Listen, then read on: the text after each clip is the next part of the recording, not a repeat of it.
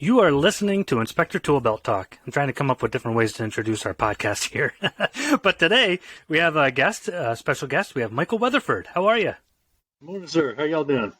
I'm doing fantastic. Before I introduce you, we want to learn about you.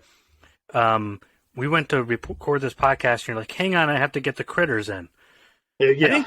I didn't quite know what was happening. I'm like, oh, okay. I'm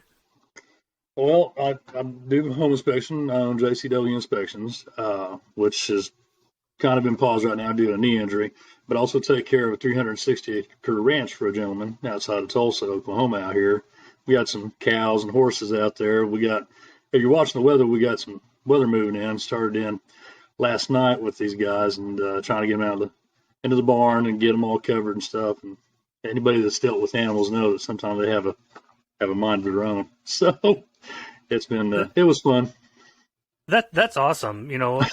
I love it when I have a podcast and everybody's like, we're such an eclectic group as home inspectors. It's not like, oh, hey, I was born an inspector and that's all I do. And you talk with people and I'm like, wow, you guys have a eclectic background.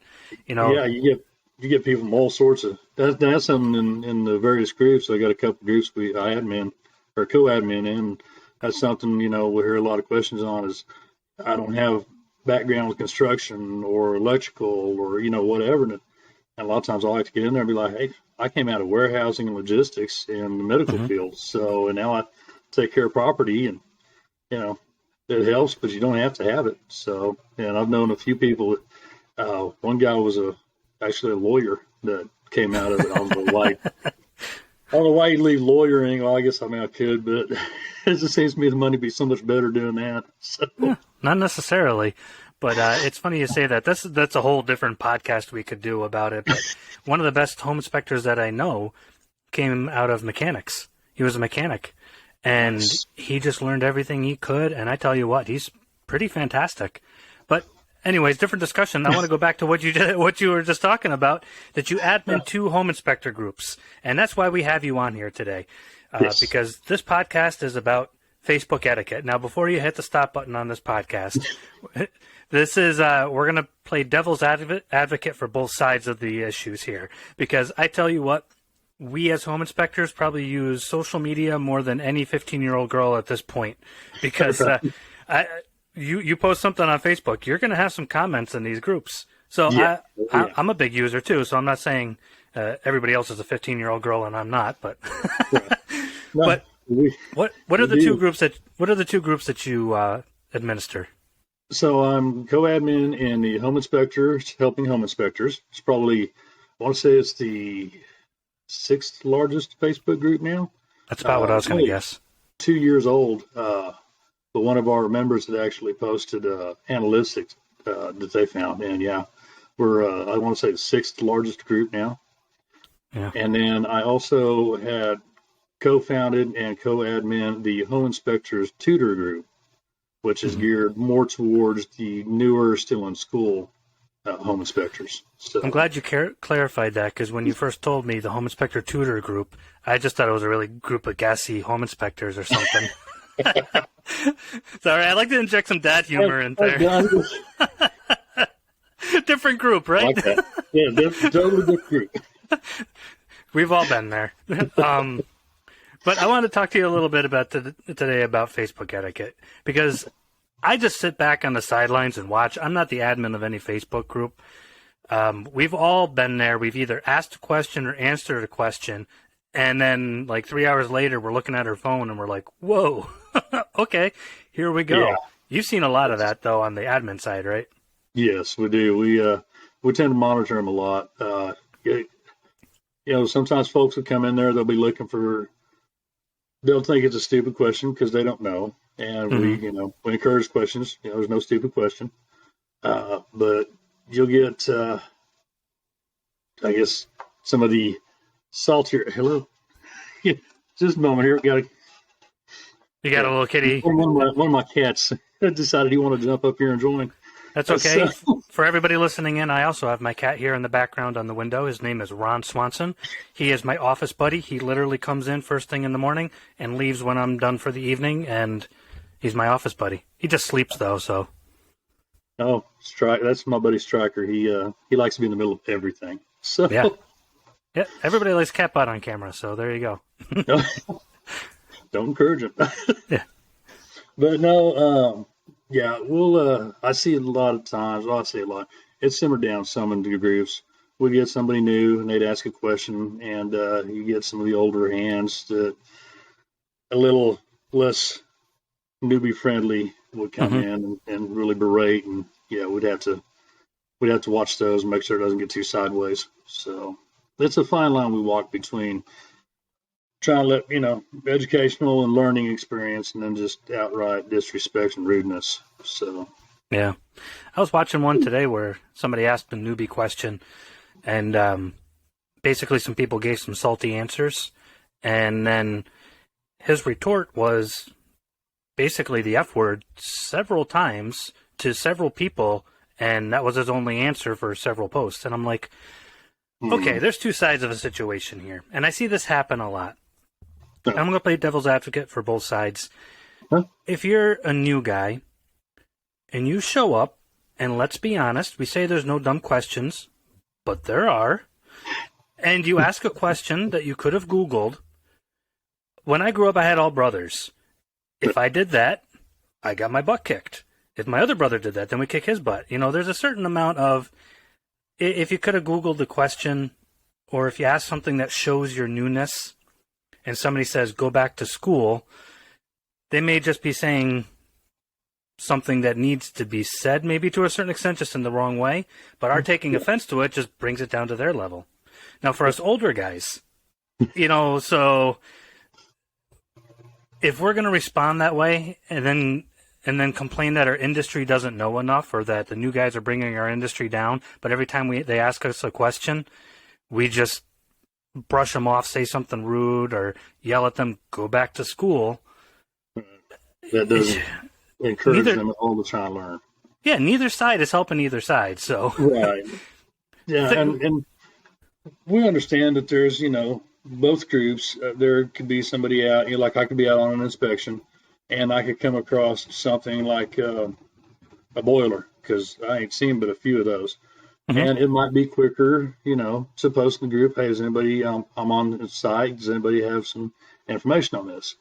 And those kind of things we encourage, and that's definitely where we want, people to understand. Don't be rude and say Google it, and don't be dropping the F-bomb, and, But at the same time, if they're sitting at home and there's what's a boiler, then, yeah, that's not conducted for the group. Now, if they were to come in and say, I'm trying to study up on boilers and I found this information, I think it's saying this, but I don't understand, and they're looking for clarification, that's okay.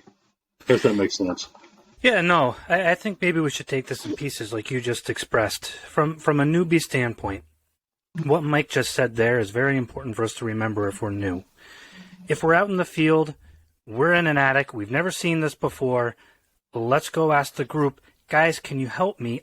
And caveat it with this, I am on an inspection right now. I've not seen this before. So no matter how long you've been in the industry, and there's going to be guys out there, I've never seen anything, I didn't know what it was. All right, I've done more thousands of inspections than I can count. I've still come up on stuff, and I'm like, what in the world is that? I live in the Northeast. Yeah, oh yeah. And I live in the Northeast, and you live over by Tulsa, right?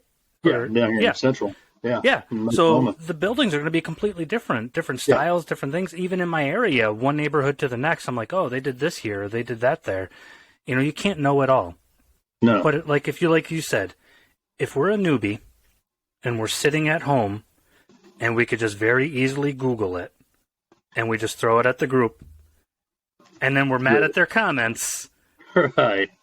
Yeah, there's a little bit on us, right? Yeah, yeah. We have actually had some posts where you can tell they're not trying to research. We encourage researching. We encourage them to come out, try and find the answers on their own. Obviously, that's the best way to learn is to try and experience yourself. Try and learn yourself. But we understand that, like you said, like for me, for boilers, I don't come across a lot of boilers. So for me, I can go out and read the book and everything, and I can learn that. But if I'm in the field and I see something, sometimes it's quicker if I can ask. But you be specific. But yeah, if you go in there and just vaguely, hey, what's a boiler? We're going to remove that. You're just showing that you're not even trying at that point. So yeah. So we're taking it just from the newbie side for the moment. We're going to talk about the grizzled old fellas like us. We're going to talk about that in a moment. But just for the newbies, if you're upset by the comments that you get when you post, just a couple of quick suggestions that Mike has talked about here and that we're just kind of going over, just a review so far. Number one, try to research first. Or two, caveat your post with, I'm in a bind. I'm on an inspection. Yes. And then two,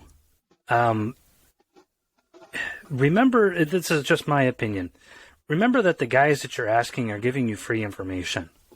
Yeah. When I first started, these Facebook groups didn't exist. If you wanted to know something from another home inspector, you had to actually go to them and hope that they'd be willing to help you out, because even still, a lot of inspectors, because of the whole training their competition thing, there's still a lot of that mindset. Yeah, a lot of them wouldn't. So we're getting a resource now that we wouldn't have had before, and those guys spent the past 50 years building houses, inspecting houses, studying like crazy. So when we post something, sitting there, at night, I'm writing a report, what's this? That's going to, irk some nerves there. That's not going to make it pretty. Now, if we caveat it with, I looked on Nashi, I've looked on Ashi, I've looked on this forum and that forum, I can't seem to find this. Those same guys, yeah, they're going to be more willing to help, right? Right. That gives them a little, okay, this person's trying. So, but on the other side of that token, though, I mean, some of these gruff guys, like me, sometimes I don't always speak softly. So, but it's not that I'm trying to be rude, like with like property, or if I got somebody on an inspection, and sometimes I might say things a little harsher than I intend, and it's not necessarily. And so that's something else that we try and tell some of the new guys is, try and look below the surface, see if they're, try and look at it in context, I guess you'd say. Are they just talking? Is this just how they talk? Or are they actually being disrespectful? I mean, if they're dropping the F-bomb on you and calling you all kinds of names, okay. But, if they're, hey, look, you really need to pay attention to this. This is what you're looking at, or this is what you need to be watching out for. They're not trying to be hard on you. If they say, there was one post that, one of the repliers had posted links that said, read up on these. This will help you out. That's not being disrespectful to the newbies. That's, giving them here's the resource. The tools they need. Yeah. They're giving them tools. But I had one of them was like, hey, this is rude. And I'm like, that's not rude. If he was calling you names and stuff, yeah, but you're being a little too thin-skinned there, if you know what I mean. So, we kind of see it on both sides, on the admin side too. So. Oh yeah, and it's a practice in our industry too. If you're new and you're getting offended by the answer, if you're on site, the seller's agent, the contractor they brought with them, the father-in-law who's on the inspection, they're not going to hand us answers in white gloves. They're going to be pretty direct. So we need to learn to be able to handle that. And sometimes we inflect our own emotions, our own thoughts on text that's read. You're talking very calm and nice here, but if you wrote it out on a text message, if somebody's already upset, now it just looks rude, and now they're like, he's just being rude, he's just being a jerk. That's not really we're not going to be handled with white gloves in life, in our careers. Right. No, yeah. Especially, you're going to come across them out there, and so you got to watch it. And that's something we're trying to say to the new guys is, is it being hard, or are they just, not necessarily sugarcoating it, but making you do your work? Because that's not, the groups are not there to hand you your answers. and do your work for you. They're there to help you learn and better yourself. Just like going to NASHE or ASHE, either one. Or, some of the VOTECs have approved schooling. I see your kitty back there. Anyways, mine was just rubbing my legs, and I was like, move. But anyway, the groups are there to help you learn, not just give you the answers. So, but we do try to watch the etiquette. Yeah, the etiquette is important. So we're going to talk about the other side of things, but I wanted to talk a little bit about my uncle when I was younger. He used to call me dumb as a box of rocks. He'd hand me the dumb end of the tape and tell me to go do stuff and then yell at me afterwards. I never really took offense to it because that's just how I grew up. I knew he loved me, Yeah, but at the same time, when it was, I remember one night I had to change my brakes out, and I was young. I didn't know how to change my own brakes at the time, and he sat with me in late January in the Northeast, freezing temperatures until all hours of the night, changing my brakes. Never expected a thank you. Called me the next day to tell me I'm dumb as a box of rocks and come with him. We were surveyor. He was a surveyor, so I was helping him. But that's just how people express themselves sometimes. Right. And at least they're answering you. They could have just said, this jerking, and not answered you. At least we're getting an answer out of them. As I say, you get an answer, yeah. All right, so let's talk about the tough old guys. I'm going to put myself in that group. I have enough years under me to say I'm a grizzled old fella. There. So there's our side of things. I think sometimes we forget that, the internet didn't get big until I was in like my late teens, I think it was, or something like that. And some of us, if we're 65 years old or something, internet didn't come out until we were 30. Right. So we may not, let's admit it, always understand the full extent of what internet etiquette really is. Yes. So, and if we don't admit that, we're probably fooling ourselves, because somebody coming into this career at 25 may be expecting one thing because he grew up with the internet. The internet's always existed in his lifetime, or even 30 to 35 years old. So, yeah, it's weird to think about. So we may be missing a little bit of etiquette, and I learned that from from one of my team members here at our company. They sent an emoji, and I'm like, what in the world does that mean? And it was like, it's a long story, but they had to explain to me that the way I use emojis isn't the way young people use emojis anymore. And I'm like, man, even emojis are going out of style. Yeah, I can understand that one. So I mean, Mike, what are some things that you see some of the older fellas on the groups do that they could pull back on just a little bit?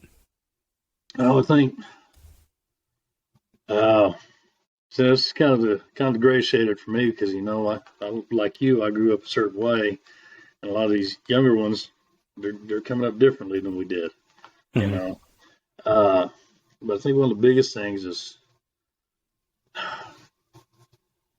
maybe talk a little bit softer, so to speak. How because neither group really has a bad problem with profanity in any of the comments and such. But it's more like dumb as a box of rocks, Yeah. Or in my case, it was the brightest bulb in the tool shed. So maybe it's a generation thing. I don't know. I think it's mostly a generational. So, but the biggest thing I see is with a lot of the older guys like us, and I've done it myself, where I'll see somebody post and I'll think, well, you should know that you've been through, you've at least been through the school, and it kind of flashes back to what you said earlier about like the internet and all the resources they have available now that we didn't have, back 20 years ago, 30 years ago. And for us, some of the stuff for us that's almost like common knowledge, it may not be so common for them. So, I think one of the biggest things is just remembering the age gap. Talk a little softer. Don't don't expect them to be there, you know.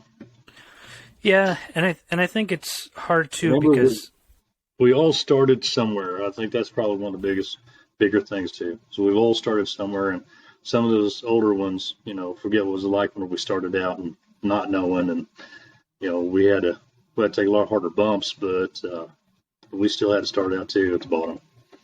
yeah, and I think that's the point I was about to make basically too, because when I was younger, when you were younger, maybe you're a bit older than me.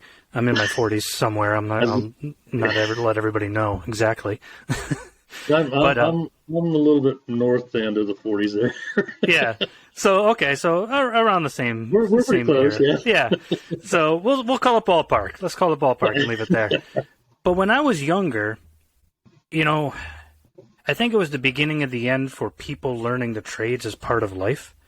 Yeah. I can still remember helping my uncles put in our septic system, crawling through the crawl space, figuring out how to turn the boiler back on when it broke. You know, I remember digging a ditch to a dry well, and it's 11 o'clock at night, and that's not child labor or abuse. It was like, okay, here we are. This is what we do. You know, this is it. It's a different generation of things. So we had an advantage. By the time I was in my 20s, I kind of knew how to do stuff. Yeah. You know, and it wasn't as common back then. Like my friends are like, I don't know how to do that. Why would I need to know? And it's even less now. Mm-hmm. So some of these guys may have worked in the trades, but they didn't necessarily grow up in the trades. And I think the guys that grew up in the trades, that still grow up in the trades, they don't ask those same kind of questions. Like, let's be honest with you. Hopefully he's not listening, but I saw two posts from two separate guys. So you can guess whoever it is, whatever. One guy posted a picture of an old skylight. It's an old style skylight. He didn't know what it was. So first of all, you post it on there, and you don't expect anybody to make fun of you. I'm sorry, but it's going to happen. Yeah, I was going to say. Yeah, it is what it is. But the older guys at the same time took it too far. Instead of saying, hey, kid, it's a skylight, just make sure you look this up next time. They were pretty over the top, like going after these two guys on two separate occasions.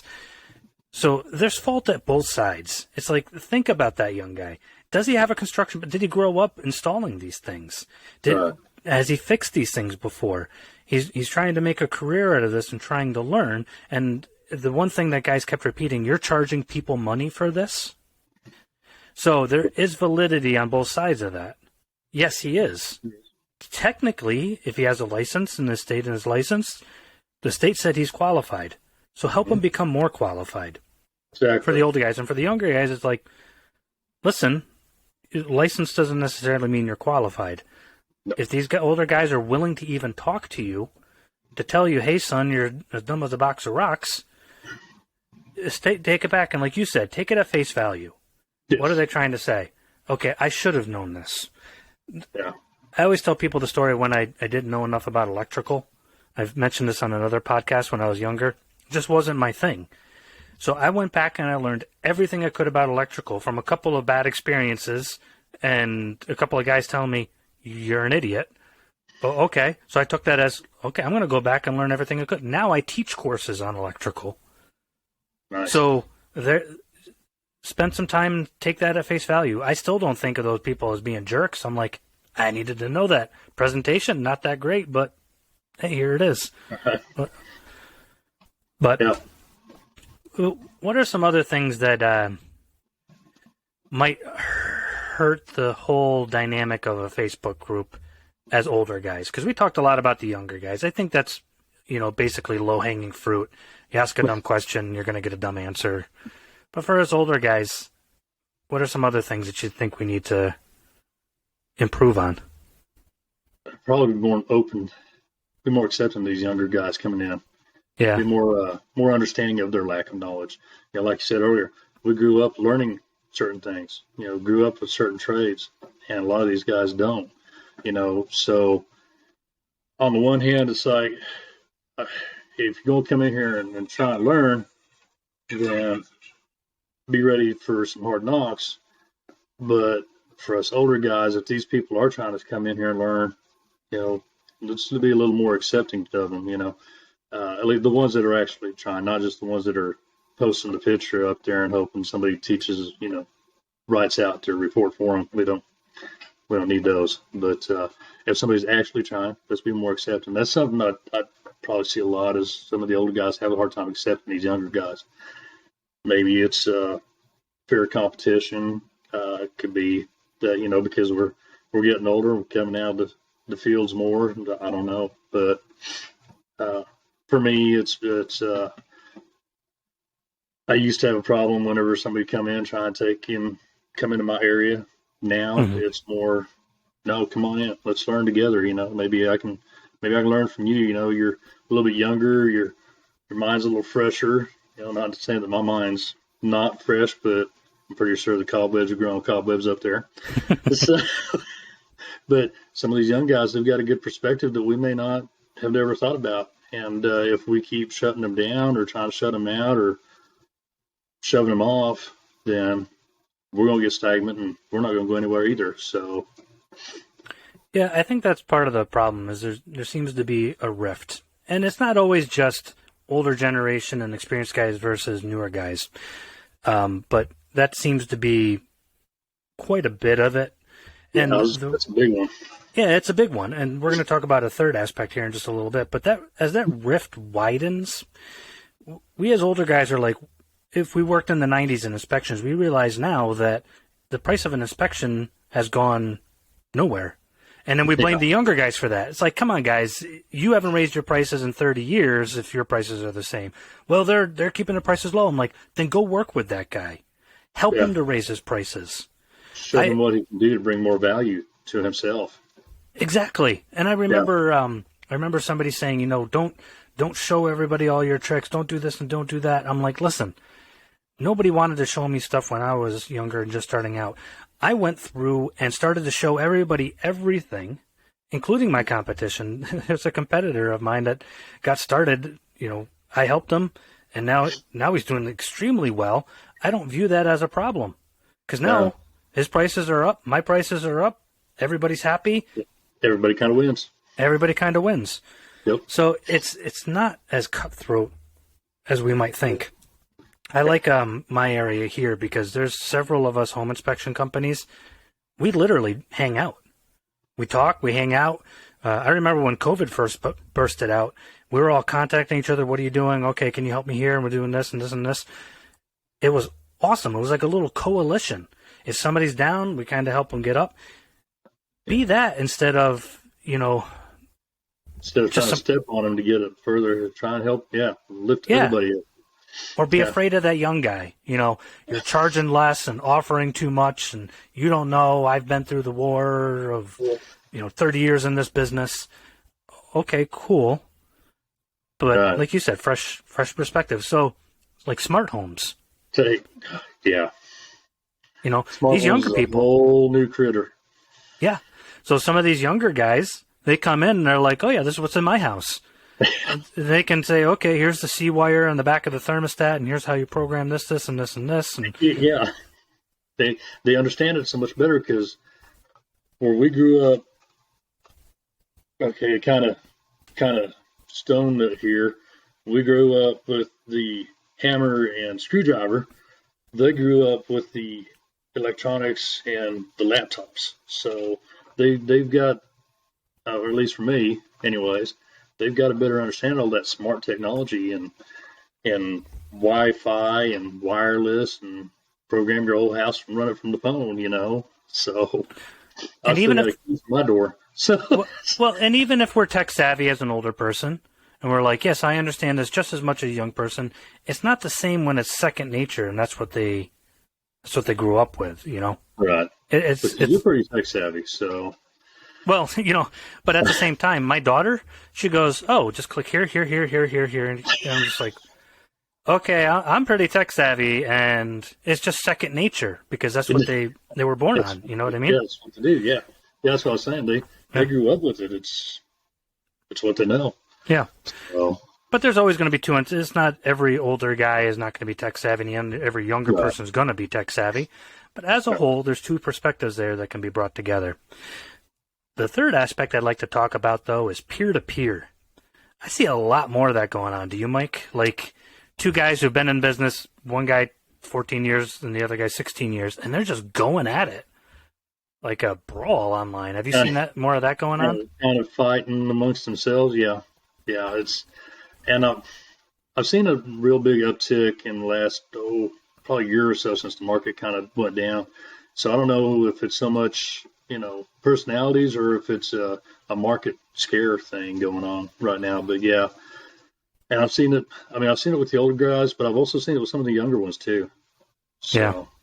Well, they're trying to get set up and stepped in, and yeah, they'll start fighting each other. Yeah, and it's kind of funny because, again, I'm trying not to make this too descriptive so people can figure it out and say, oh, there's that post Ian was talking about. But somebody made this post asking about this certain building feature. And I happen to know enough about it. So I said, here's a diagram of how this feature works. Here's my experience with it. It's not very common in most areas, but here's my experience with it. And here's an article on it. And it was a younger guy, I think, probably newer inspector rather. Oh, thank you. And then all of a sudden, one of my peers jumps in and just starts swinging. I didn't even know where it was. It was like, how dare you say that? I'm like, how I dare say what? Like I posted a diagram and said, here's what it does. I didn't think this was an opinion piece. And finally, it just trickled down. So I just finally said, oh, okay. That was it. And it's so weird because I think he inflected his own defensiveness on what I was saying. I didn't even say anything really. I said, oh yeah, here's a diagram and an article. Oh, thanks a lot, buddy. Appreciate it. Cool. So even when we're trying to be helpful, sometimes people are just going to be a turd and they may not mean it. So people just jump wrong and yeah. Yeah. But we have to remember there are peers. So I tried to be respectful, but in the moment I'm like trying to shut myself down too, because I'm like, how dare he? Right. Does he know who I am? It's like there's this little weird dude in the back of your head that's just like, hey, okay, hang on, man. Let's do this. No, yeah. Try not to escalate it. That's a big thing. That's probably something for everybody out there. If you're in either one of the groups, and you start running into something like this. Another post that I see that gets a lot of people swinging like that is the electrical grounding versus neutral, double taps and stuff. Oh my Lord. Hang on, Mike. I have an opinion about them. I'm just kidding. Yeah. So, at least, I don't know, a couple times a week. So, yeah. But whenever you guys whenever your listeners get in there and they're in a group like that and they post something and somebody comes swinging at them, or if they reply to a post, the biggest thing that I can recommend is don't escalate it. Just say, okay, thank you, and just leave it. It's probably one of the best things you can do. And I think some people, I know in my mind, in the heat of the moment, in my mind I'm thinking, this guy is disrespecting me. I need to prove my knowledge, that I know more, that I am a professional, and this is one of my expertise. But it never comes off that way. Like, anytime anybody's ever done that, you do not come off looking awesome after you've just defended yourself to, somebody just swinging. Right. It's kind of like a fight. You ever watch two guys fight? In their mind, they think it's like a Jackie Chan movie, and they're swinging, and they're like, I'm looking so tough. And then you look at, like, security video, and it's two dudes rolling around lifting up each other's shirts on the ground. It's like, yeah, that didn't make you look awesome. That was... Yeah. Didn't quite go where you was hoping it would go. Exactly. But that's what a Facebook fight looks like. It does. Yeah. At the end, you're just like, okay, so you were right. You look like a boob doing it, so... Yeah. There's a few times we'll clean up a thread or a post, and me and some of the admins, we'll talk and be like, yeah, what was this all about? What were they trying to do here? We could see what they were hoping to go for, but what they actually accomplished is just no. And we're not laughing about it. So, and we're all human. I'm sure you've probably gone the wrong direction, like me, on a Facebook post, and you went down a rabbit hole, and later. Oh yeah, I actually messaged another inspector and apologized because I I was not as kind as I could have been. And I'm not, when Mike and I say be kind, we're not talking about here's a little padded bubble room and, I'm going to dress it up all fancy. We're saying just don't be like, hey, jerk, read this. It's just like, okay, here's a resource for you. Why don't you read over this article? Exactly. It didn't take any longer. Same article, all about presentation. But I could have been nicer. I messaged him and apologized, and he still got mad at me. It's like, okay, but be the bigger guy. We're adults. You tried. So I've had to, I suspended one. This was a while back, but I suspended one guy. And then after going back through and looking at it and then talking to one of the other admins, he was like, hey, what in the world? He kind of showed me where I was in the wrong. I was like, okay, so, I had to wear some egg. I reinstated him, and I messaged Rich out, apologized. And it was kind of similar. He was, well, don't be so gung-ho. His words were a little bit harder than we'll go into here, but basically don't be so gung-ho to go after somebody whenever you see something. Why don't you take a minute and try and see what they're trying to say? And I was like, it's a very, very valid point. And so, yeah, I try and use that objectivity whenever we're adminning. So. Yeah, a constant guest on our show is Jay Wynn. I always loved Jay for the fact that it's an important life lesson for us as home inspectors. Anytime he's had a contractor get in his face, and I've seen some pretty nasty stuff go down with Jay with some guys getting in his face, he always walks away and he'll try to find one point that they're right with. He's right about that. I could have done this a little bit differently. But that's why he's always becoming a way better inspector, and that's why he can also handle, very difficult situations with basically a Facebook kind of situation happening in real life on site, and he can handle it. Because those are important life skills. If we can de-escalate a situation, I think that's more important as a home inspector than understanding exactly how every component in the refrigerator works. Just de-escalating is a lot of our job. Yes. So it's important to learn. And that's something we use in the groups as adminning too, is trying to use de-escalation whenever you see a post or comment section that's starting to go a little sideways. You try and de-escalate it down, or we'll try and pull the people to the side and try and figure out what the difference is going on with them and see if we can get some middle ground going with them. So everybody comes away a little bit more of a winner than everybody losing out. So. Yeah. And I was telling you before the show, I always have this little speech. We keep things very clean here. We don't swear. Yeah. But let's just say assume is an acronym for something. When we assume that somebody has bad intentions or they're trying to be a jerk, our reaction is going to be on par with that. Yes. If we could step back and assume, are they trying to be helpful, but that's just their personality? I think that could take care of 90% of the problems out there. Yeah, and that's kind of what I was saying earlier. What we talked about earlier was, look at the context of how they're talking. Look at them. Is this just how they communicate? Because I'm not trying to excuse bad behavior, but some of the older generation, like me, like us, sometimes we talk a little gruffer than what we probably should. But it's not that we're trying to talk you down. Yeah. It's just we're trying to give you the information and go on. So at least for me, I'll try and, here's the information. Here's what I'm trying to teach you. This is what, you need to look for. This is where you can look at to learn more. And then I go on my way.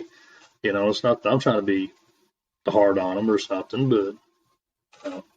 Yeah.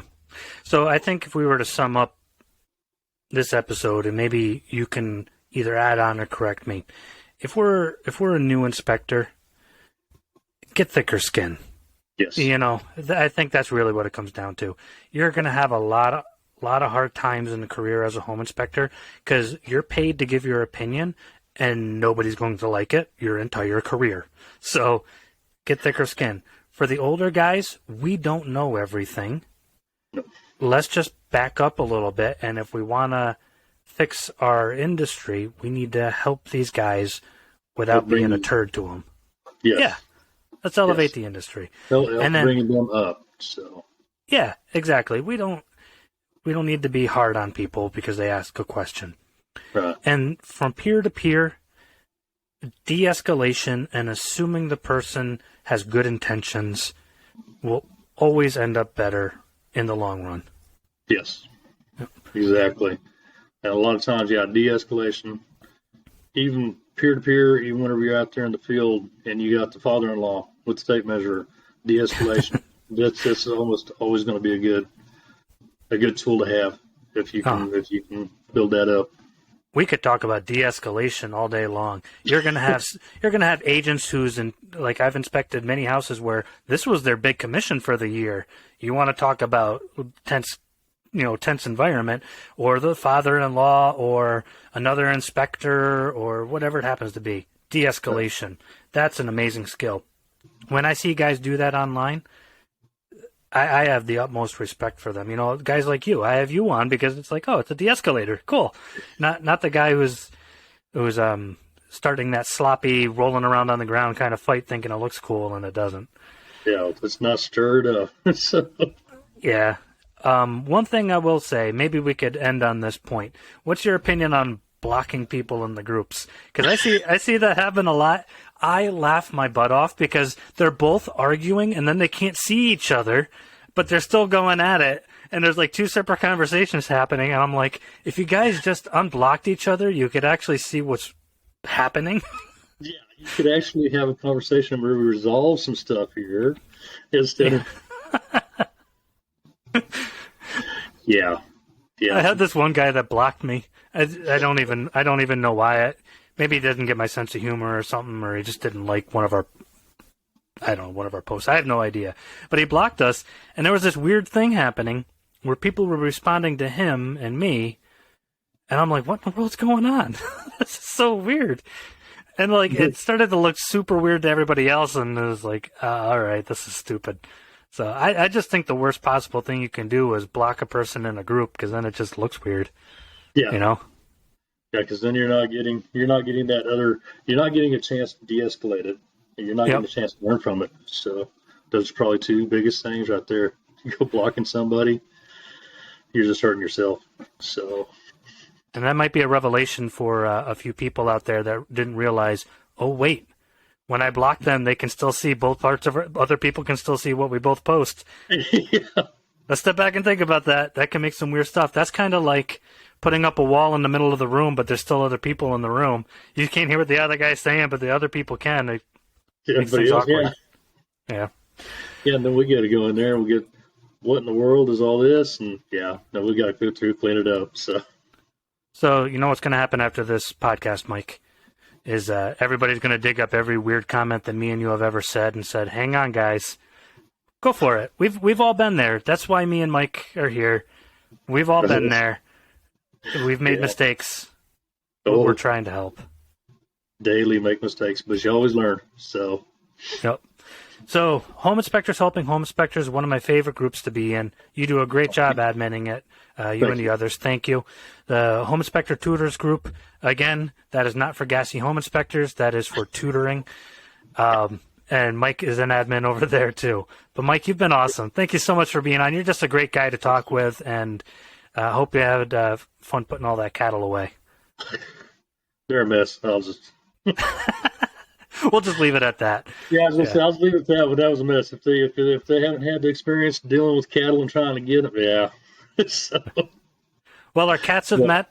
Our listeners have met you in person, and we thank you so much for being on. Appreciate it. Well, thank you for having me. I appreciate it. Talk soon.